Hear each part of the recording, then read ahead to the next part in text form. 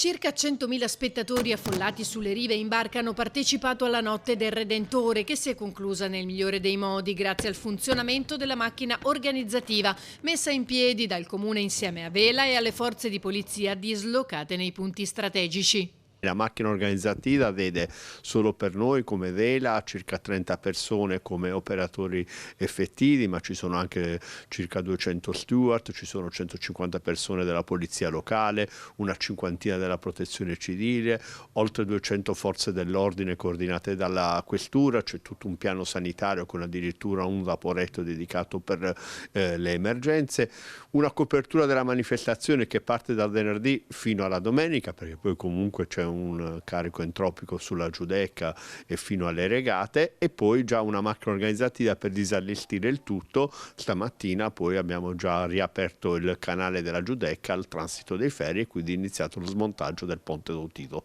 La pulizia della città ha richiesto l'impegno anche da parte di Veritas, che con 20 dipendenti dalle 17 e mezzanotte si è messa al lavoro, altri 48 dalle 2 e altri 20 dalle 4. 8 le imbarcazioni per le attività di raccolta per trasportare 105 carri totali. Lo spettacolo pirotecnico, iniziato alle 23:30 e graziato dal maltempo, ha illuminato per 35 minuti il bacino di San Marco in una grande tela di luce.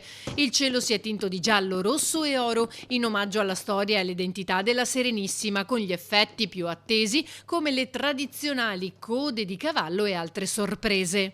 Ha fatto molto curiosità quei fuochi orizzontali in acqua che sono stati una novità, così come hanno fatto molto novità quei pannelli cromatici che erano stati poi annunciati poche ore prima dell'inizio dello spettacolo pirotecnico, e ovviamente siamo pronti a lavorare alla prossima edizione.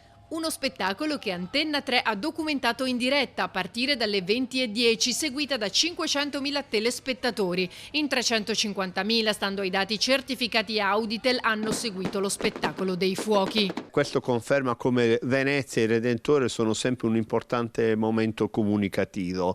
E per noi questa collaborazione in questa edizione con Antenna 3 è stata importante per raccontare il Redentore.